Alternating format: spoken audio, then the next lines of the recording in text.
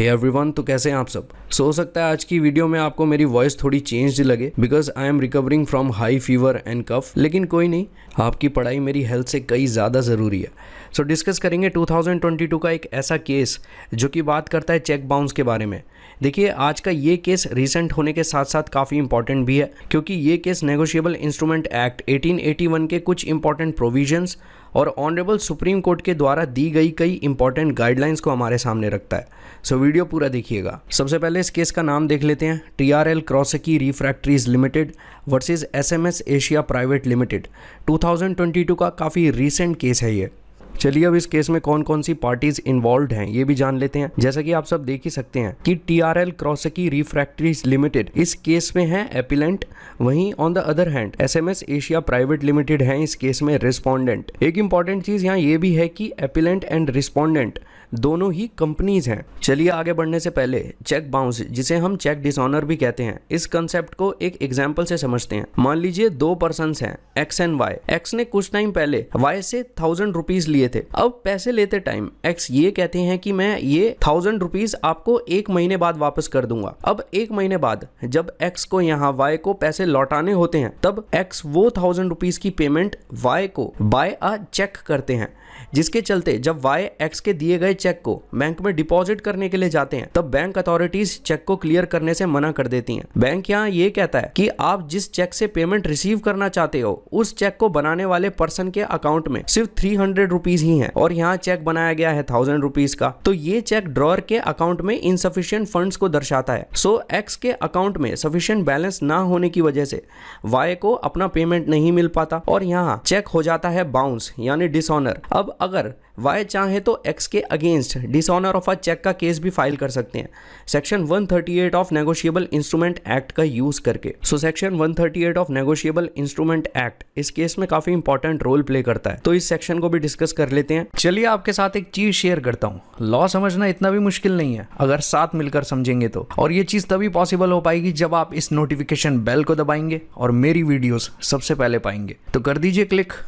Section 138 simply ये कहता है कि जब भी कोई पर्सन अपने अकाउंट से चेक बनाएगा किसी और पर्सन की एक पर्टिकुलर अमाउंट ऑफ मनी को पे करने के लिए, या तो वो उस अमाउंट को होली यानी पूरी तरीके से या तो पार्टली यानी आधा आधा करके पे करेगा, क्योंकि उस पर्सन पर कोई डेप्ट यानी कर्ज है या फिर कोई लायबिलिटी है, लेकिन बैंक उस पर्सन के द्वारा बनाए गए चेक को रिटर्न कर देता है कुछ रीजंस के चलते। जो रीजंस यहाँ हो सकते हैं इनसफिशिएंट बैलेंस, या फिर अगर अमाउंट एक्सीड हो जाती है अकाउंट में प्रेजेंट अमाउंट से, तो इन रीजन के चलते जो पर्सन यहाँ चेक बना रहा है और अगर उसका चेक बैंक रिटर्न कर देता है तब ये माना जाएगा कि जो पर्सन यहाँ चेक बना रहा है उस पर्सन ने कमिट किया है ऑफेंस, जिसके चलते उस पर्सन को 2 साल तक की इम्प्रीजनमेंट हो सकती है और उस पर्सन को जितनी अमाउंट का यहाँ चेक बनाया गया था उस अमाउंट का double amount as a fine भी देना पड़ सकता है।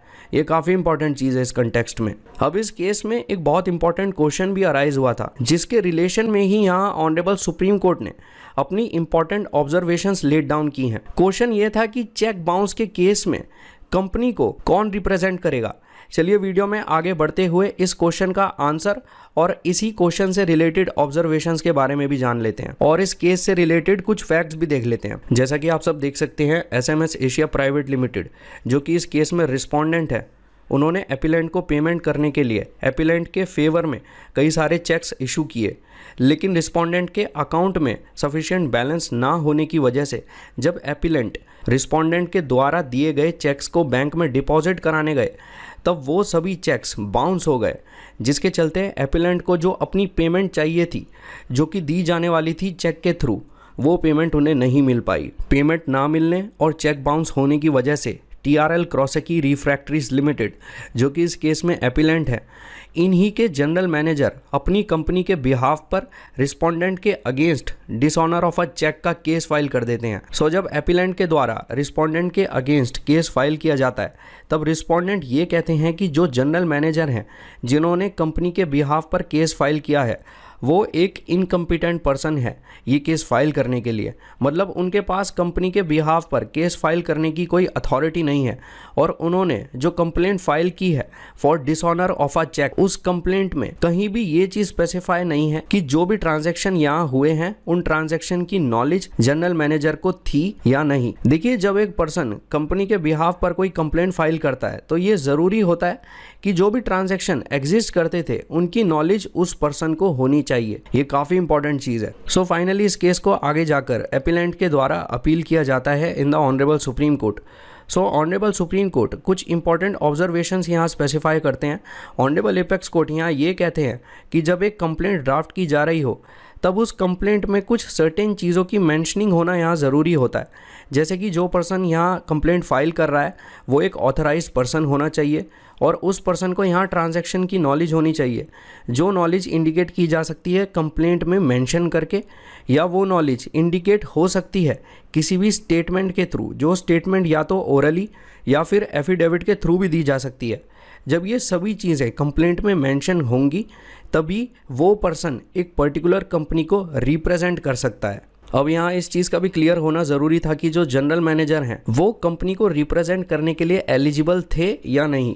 सो ऑनरेबल सुप्रीम कोर्ट ने इस कंटेक्स्ट में ये कहा कि जो भी डॉक्यूमेंट्स कोर्ट के सामने इंट्रोड्यूस किए गए वो डॉक्यूमेंट्स ये चीज़ क्लैरिफाई कर देते हैं कि जो जनरल मैनेजर हैं वो एक ऑथराइज्ड पर्सन है और उन्हें ट्रांजैक्शन के बारे में भी नॉलेज थी, इसलिए वो कंपनी को रिप्रेजेंट कर सकते हैं। सो वीडियो के शुरू में एक क्वेश्चन यहाँ अराइज हुआ था कि चेक बाउंस केस में किस टाइप का पर्सन एक कंपनी को रिप्रेजेंट कर सकता है।